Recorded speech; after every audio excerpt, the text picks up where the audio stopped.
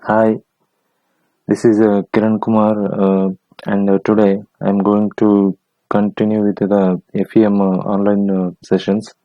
And here in this tutorial, I'm going to go with the heat transfer related discussions as well as the problems containing the heat transfer problems. Okay. Mm, so, as you know, the heat transfer is nothing but the temperature related discussions that we are going to do. So heat transfer occurs when there is a temperature difference. Okay. So and most of the things we are already studied in the regular subject, and those in-depth concepts that will not deal here in FEM. So as you know, the in FEM we are just solving the basic fundamental formulations of the heat transfer. That is only the conduction, convections. That too for one-dimensional analysis. Okay. So heat transfer. So why heat transfer is applied to FEM, and is that possible? Yes. We obviously the heat transfer problems can be solved by using the FEM formulation. Why? Because you know that in your regular subject also you might have done did the so many derivations, which is in terms of differential equations, that is equilibrium equations, in case of the conduction, in case of the convection, like that. So if any, as I said in the previous classes also, if you formulate a problem in terms of differential equations, it may be the partial or ordinary differential equations, then such type of problems can be solved by using the finite element methods. Okay, that's why here also I am going to, or we can solve the heat transfer problems. So when you come to the heat transfer, there are three variety of basic classifications that you are discussed. One is the conduction, another one is the convection, and next one is the radiation. Okay, here we will only deal with the conduction and convection parameters. Before getting to the FEM formulation and all those things, let us look into um, the governing differential equations for pure conduction in three-dimensional systems. Okay, these derivations you are already done in your the regular subject heat transfer, heat and mass transfer. Okay, so here T represents the temperature and X represents the body that you are going to consider in the a three-dimensional axis. That's why the X coordinate, Y coordinate, and Z coordinate will also come into picture.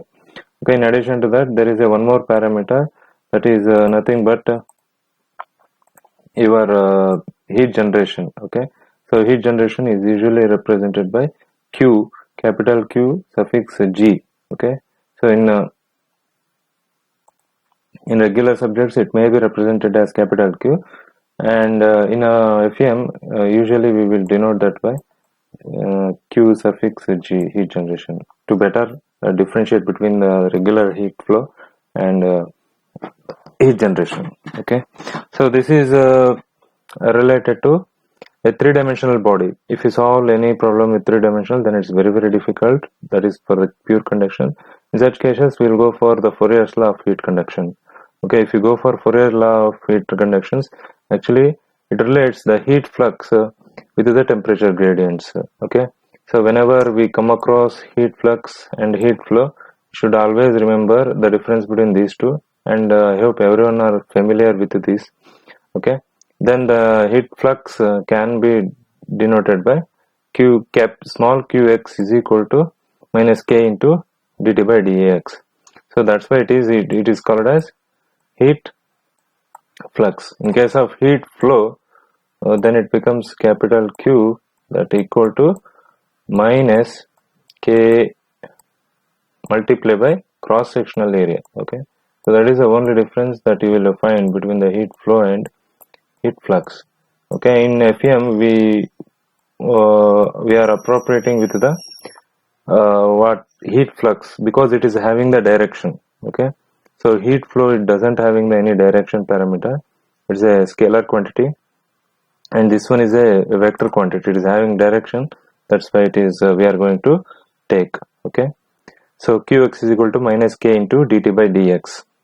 So this equation is a Fourier law of heat conduction, where I am reglancing the previous the contents that is much needed for FEM formulation. Okay, next we will go with the boundary conditions. The boundary conditions, which is of usually mentioned as in your subject as boundary condition of first kind, second kind, and third kind.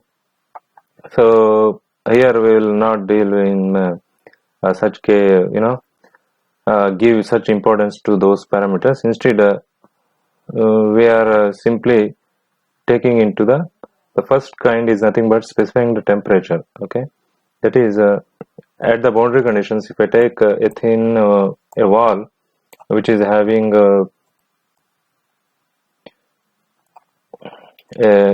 length L at surface temperature, if you know, then you can call it as a specified temperature. Usually it is a boundary condition of first kind. Next, specifying heat flux. In this case, if you know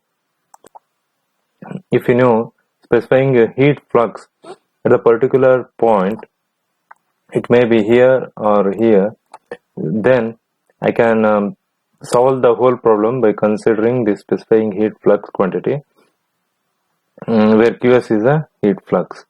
And the next one is, in some cases, the convective heat transfer coefficient or convections that is happening at the surface of the boundary. That is also helpful to solve some problems in the heat transfer. Okay, so these boundary conditions that we are going to usually use in any type of problem. Okay, in this equation, H is the surface temperature, and S is the surface. H is the surface convective coefficient. Ts is the surface temperature, and T infinity is the surrounding temperature. Okay. Now let us quickly look into the one-dimensional heat conduction body. Okay. So if you are go with the same thing, a body usually denoted or in heat transfer, which is one-dimensional like this, where it is having the length L, and cross-sectional area A. So most of the problems cross-sectional area A are taken as unity. In some cases, they may give the value of A area also. Sorry, this one should be L. It is length, isn't it? Yeah, length L and cross-sectional area A. So in addition to that, since I am going to take only the heat conduction parameter. For heat conduction parameter, we are having the conduction coefficient that is denoted by a letter K. Okay, if we want to model this, we will go for a finite element formulation in terms of a one-dimensional element which consisting of length L, two nodes, node 1 and node 2, and cross-sectional area A, and heat conduction coefficient K. Okay, so these are all the conversion, that is discretization, that we usually do. Once we did that, there is a separate derivation part where we can use the Galerkin approach to solve the all the we have to do some integrations so that we will convert that differential equation into algebraic equations like this. And one important thing that you should observe here is this equation is similar to the one-dimensional bar problems that we have solved in the previous what we call bar element. Okay, so this is nothing but the equilibrium equation that we have used previously. So that is KQ is equal to F. F represents the force parameter. Okay, so the heat conduction is similar to the bar problems, that is axial deflections. Okay, and the stiffness matrix the is slightly changes, and it is almost same. And instead of Q deflections, it is being replaced by temperatures. That's it. Okay. So here at node 1, if you want to relate this with the bar problems, at nodes we usually, instead of showing the deflections, we usually show the temperatures as T1 and T2. Instead of force parameters, we are usually denoted by that by Q. Okay, so in some problems they are represented as Q, and in some cases it may be represented as F1 and F2. Okay, so here F1 and F2 are simply Q, F suffix Q. It is nothing but what we call the heat flux quantities at individual nodes. Okay, so like that. Let us look into the stiffness matrix of the heat conduction and force parameters of the heat conduction problems, okay, as well as convection. So this is how it looks like. So the first AK by L multiplied by 1 minus 1 minus 1 1, so plus HPL by divided by 6 2 1 1 2 into the multiply by matrix plus H into A 1 0 0 0 0.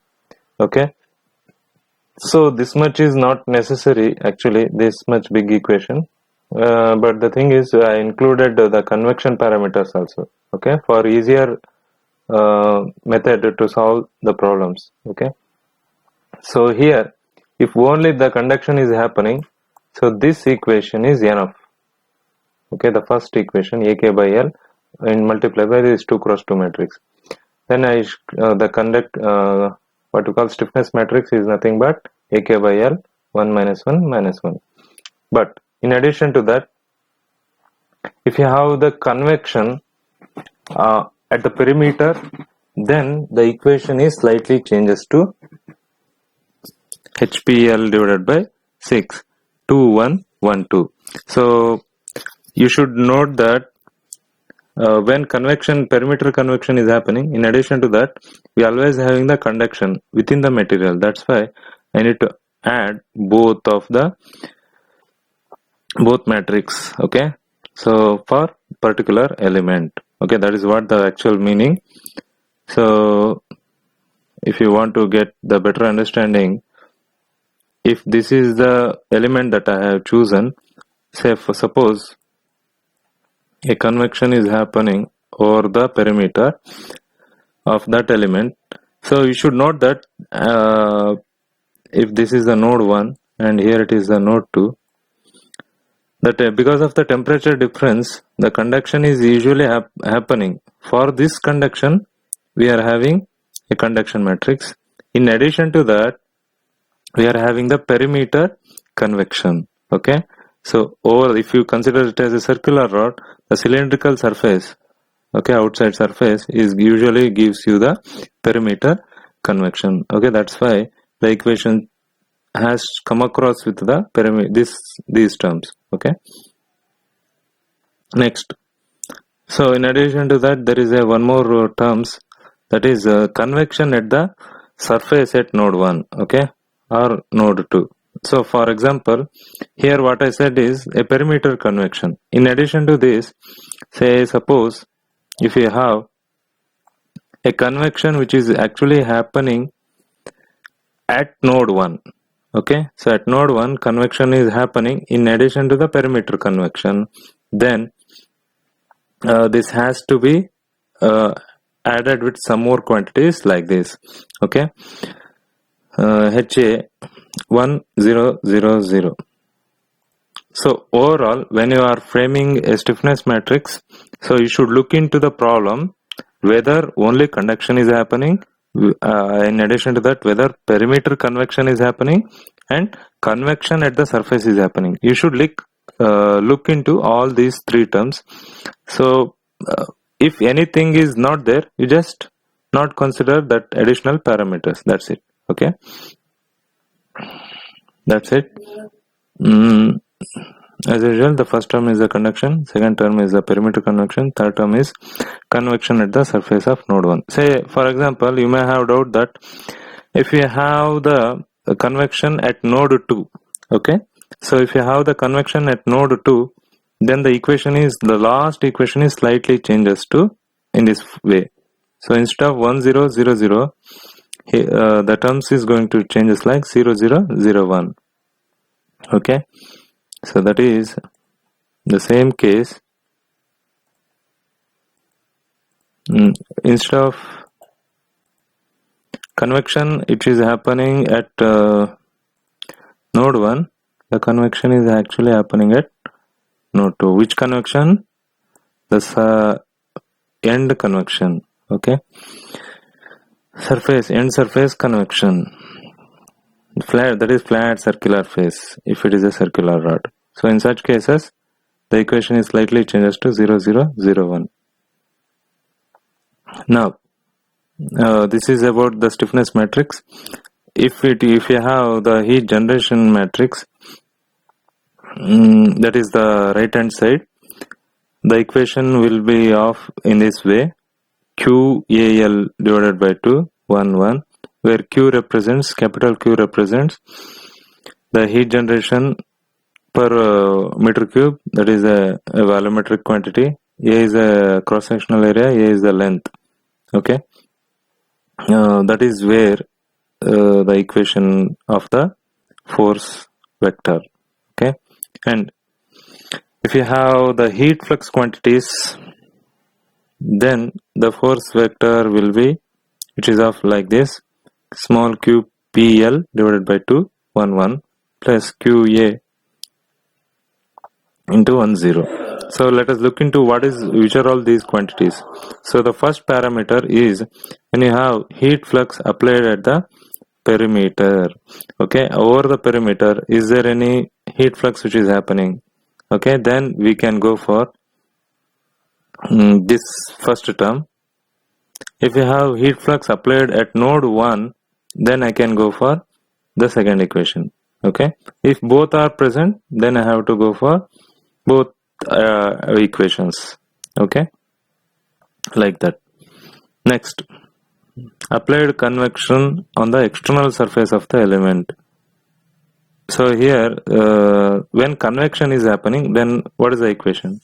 Then you should go for the force vector of this type. Okay, so H T infinity PL divided by 2 1 1 plus H T infinity A 1 0. So what is the first term? Let us look into that. When convection applied at the perimeter. So that is, if you consider this as a fin element, if convection is happening at the external surface, then we are having obviously the force parameter. So that is the first term, this one. So this one, convection applied at node 1. So similar to the previous case, while explaining the stiffness matrix, at node 1, if you have the external convection, then the force vector has this HT infinity A 1 0. Okay, so you have to observe these quantities. Got it? So when I have to use these three equations, when you have heat generation only, I have to use this equation. When you are having the heat flux, then you have to use this equation. When you have convection, after then you have to use this equation. Okay, so if you look into the parameters, here Q represents the heat flux, P represents the perimeter, L represents the length of the element. Here A represents the cross-sectional area. In the second and third equation, H represents the convective heat transfer coefficient, T infinity represents the atmospheric temperature, P represents the perimeter, L represents the length. Here A represents the cross-sectional area. Okay, so you have to understand all these parameters. Yeah, let us solve one problem related to this. Let us look into the statement. So consider a composite wall as shown in the figure. The wall is composed of 3 layers with the different thermal conductivities. K suffix A, that is 0.1 watt per meter degree centigrade. K suffix B, 0.2 watt per meter degree centigrade, and K suffix C, 0.25 watt per meter degree centigrade.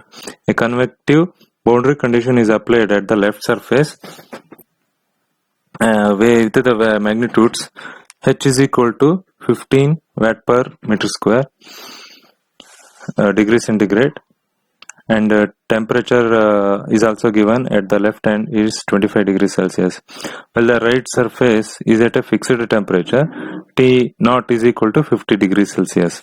Calculate the temperature at the interfaces and the heat flow through the wall. Okay, where I should calculate the temperatures and the heat flow through the wall. Okay, so let us look into that the terms.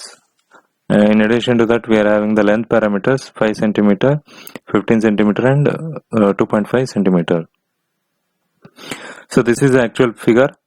We are having a one-dimensional analysis right now.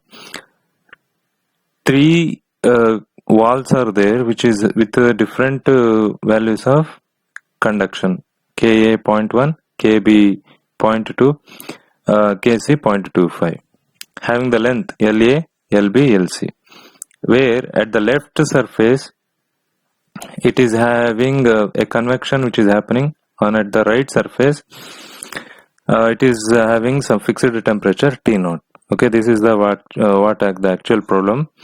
So if you look into the units, all the units, let us keep that in a meter itself, because conduction coefficients and convective coefficients both are in watt per meter unit.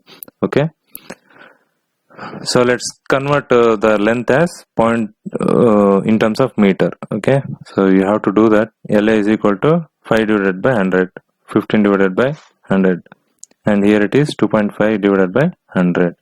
Okay, so let's do that. And now the procedure to solve the problems is also having the same method that we have adopted in the previous formulations, that is a bar problem, truss problem, beam problems. Okay, so first one is discretization of the structure. So I'm going to discretize that by considering the first portion as a single element, second portion as a second element, and third portion as a third element, and all are being having 4 nodes: node 1, node 2, node 3, node 4. Where at the node 1 we are having the convection which is happening. That's why we are going to show that is a convection. At node 4 we are having some temperature T naught. Let us denote this one as, say, T1, T2, here it is T3, and here it is T4. Okay, and access system, everything, I hope everyone familiar with that. So temperatures, 4 temperature that are denoted. In addition to that, the force parameters, in some textbooks they are denoted that by Q, and right now I'm going to show that as F itself for your convenience. Okay, I'm going to show that as here F1, here the force parameter as F2, here the force parameter as F3. Okay, here the force parameter as F4. Okay, don't confuse that this is the force that we have used in structural problems. This is actually the heat flux at each node. Okay, heat flux at each node are denoted by F. Okay, if you want to represent that, you can go for Q also. Yeah. Next, what is the next step? The next step is finding the stiffness matrix of each element. Since we are having 3 elements, element 1, element 2, element 3, let us calculate the stiffness matrix. So how will you calculate the stiffness matrix? for that you should look into this equation. Yeah, among these two, so which one is applicable? So obviously the first one is useful. Okay, so AK divided by L. So let's use this equation. So yeah, and what about area? Yeah, before solving this, let us look into the area parameters. Area, if you just observe, area of the whole problem composite wall is not at all given. If area is not given, then in such cases you need to take area equal to unity. Area equal to unity for all elements. Yeah, let us look into the element 1 stiffness matrix. So K1 is equal to Ka divided by L, where K of element 1 is 0.1. Since area is a unity, so multiply by 1. So multiply by 1 whole divided by length of the element, that is 0.05. So why this I used? Because conduction is happening. Okay, and if you look into the second term, which is the second term, perimeter convection. Okay, perimeter convection, is it happening in the first wall? No, perimeter convection means it should happening at the top and bottom surfaces, but it is not happening. So second term is 0. Okay, and what about the third term? Third term is actually the surface convection which is happening. So if you look into this problem, surface convection is actually happening here. So that's why I have to use the surface convection at node 1. Okay, so that is, I hope you are getting that.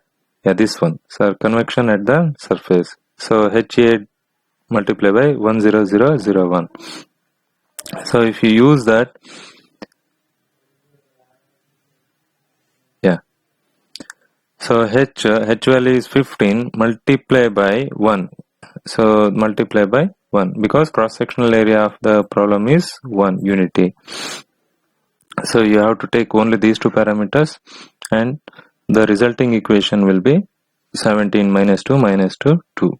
Once you finish that, you go for nodal degrees of freedom. That is, we are having 1 to 1 to relation. Okay. So once this is done, let us calculate the force load vector. Okay. If you look into the force vector, we are having actually 3 force vectors. Okay. So that, yeah, just this equation, 3 force vectors are there. 1, 2, 3. So let us look into all these 3.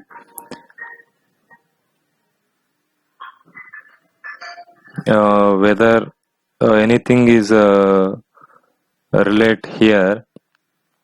So the heat generation, for this problem there is no heat generation which is occurring. For this given problem there is no heat flux is also happening, but we are having the convection parameter. Okay, so if you just observe, we don't have any heat generation parameters, we don't have any heat flux parameter, but we are having the convection parameter. Okay, so since it is a convection parameter, so I have to use this equation. So in this equation, you just need to observe the given problem whether perimeter convection is happening. Okay, so if you look into this, perimeter convection is not at all happening. Okay, over the top surface and bottom surface we don't have any convection which is happening, but we are having the surface, the second one, convection applied at the node 1 means, so actually the convection which is happening at the node 1. Okay, like this. So that's why I have to use the second term in that equation, so that I have just used the second term, h into T infinity multiply by 1 0. Okay, so h value and T infinity value is how much?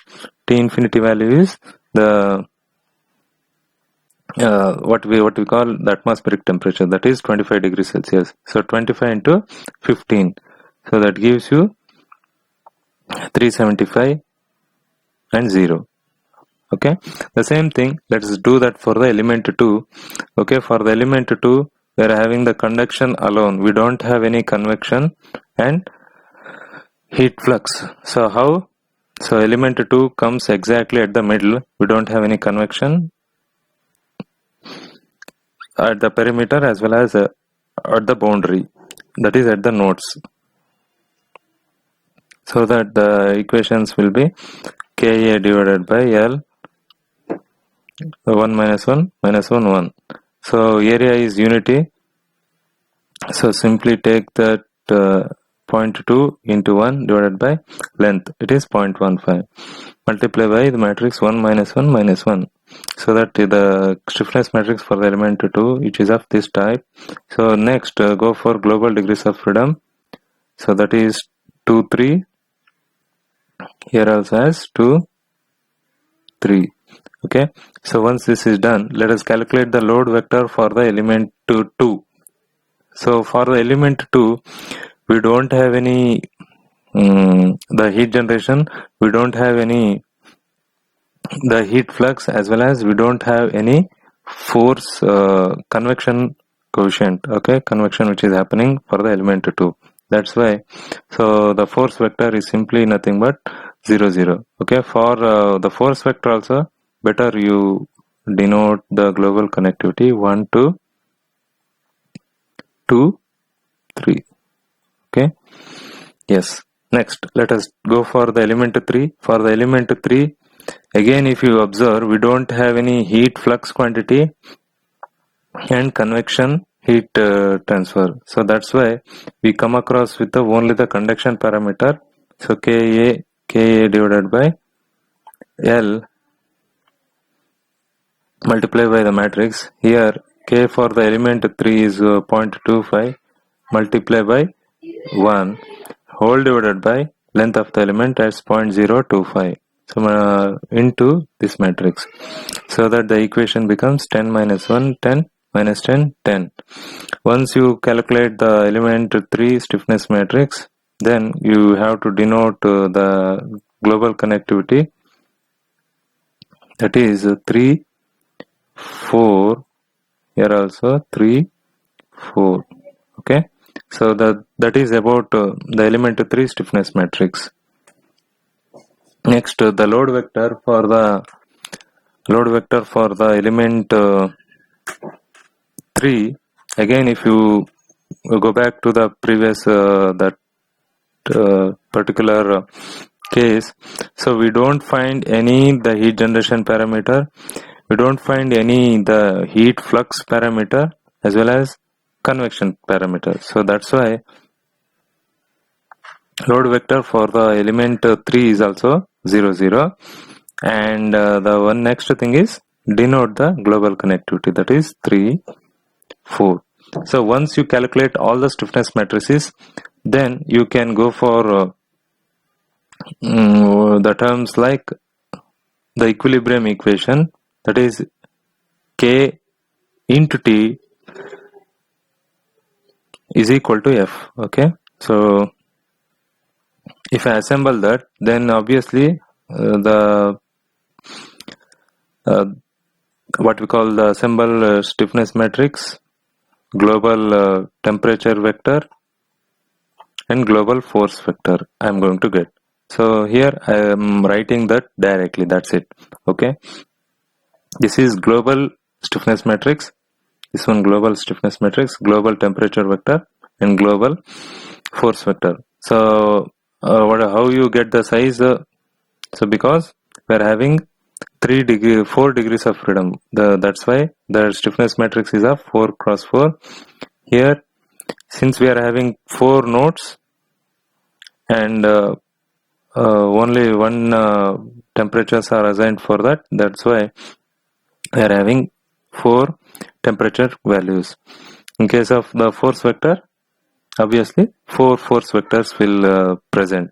Okay, so the next part is how you get this stiffness matrix. This is just by considering the connectivity 1 2 3 4 similarly over the rows. Okay, so you need to go for what we call node 1 to 1, coefficients 1 to 1, that is 17 here.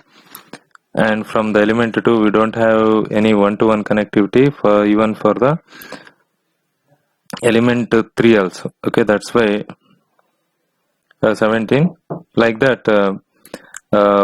The same procedure what we used in the bar beam truss problems, you need to formulate this one.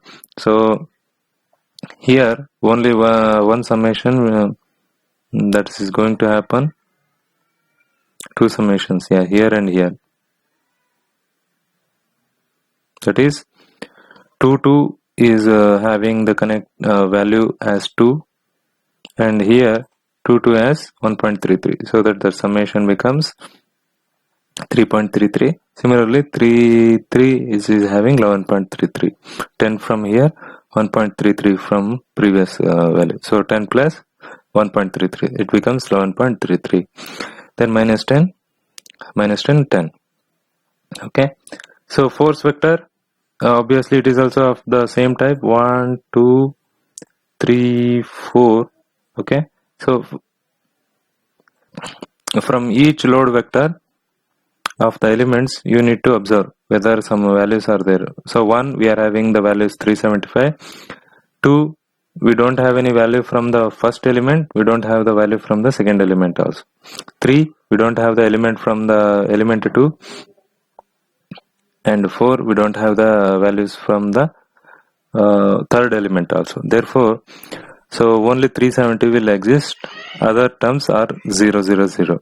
Next, so once you find out the global global matrices, then the next part is applying the boundary conditions. Okay, so how you are going to apply the boundary conditions? Just by looking into the problem statement. In a given problem, the boundary conditions are given at node 4. If you closely observe, at node 4 temperature is given. How much? It is T0. So T0 is nothing but 50 degrees Celsius. Okay, so that we have to use here. But one more thing is, if you apply the elimination method, I cannot eliminate the fourth row and fourth column. Okay, so because there is a difference between the previous the bar problems and bar and truss problems, as well as the beam problems, and for heat transfer problems. So all the structural problems, since it is 0, so if I take the same case of like this, a structure, if it is if node 1 is completely fixed, I know that so displacement is obviously equal to 0. Okay, so since displacement is already 0, I can easily eliminate the particular row and particular matrix. Here that value is not 0. In case of heat transfer problems, say for example here boundary condition is T4 is equal to, if it is 0 then I can easily eliminate that. Since it is not 0, there is a changes that I should do right now. Okay, what is the changes you should do? Okay, it is just like I have to consider, I can easily eliminate this one. Okay, the row elimination is not a problem for me, but the problem is column elimination. While eliminating the column, you just observe the terms that is multiplied to the term T4, the coefficients that is multiplied to the term T4. So that is 0, first one, second one, and third one. So first one is already 0, so there is no problem in the first first set of equation, that is here. And in the second equation, here also it is 0, there is no problem in this case, but we are having some magnitude at this point. Okay, so that is minus 10. So if I eliminate this fourth row, what is going to happen? Minus 10 into T4. So usually it is happening in this way, minus 10 into T4, that is 500, minus 500.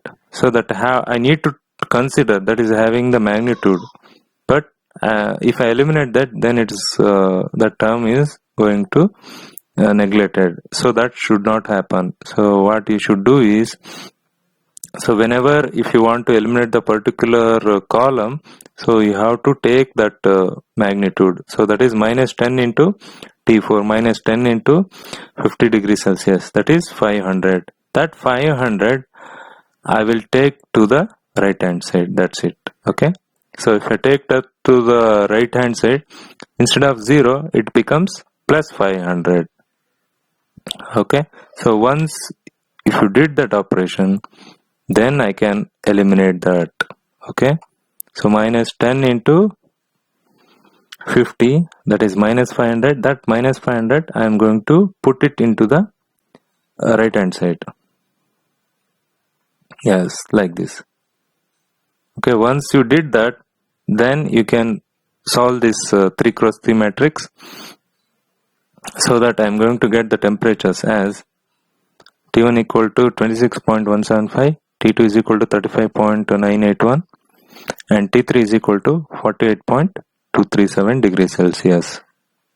Okay, solve these types of problems and try to get the temperatures. Okay, so I hope everyone get this problem. So take care of the elimination method, that is slightly different here, since the values of the temperature is not at all 0.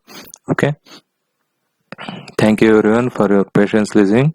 If you have any doubts related to heat transfer problems, please ask me.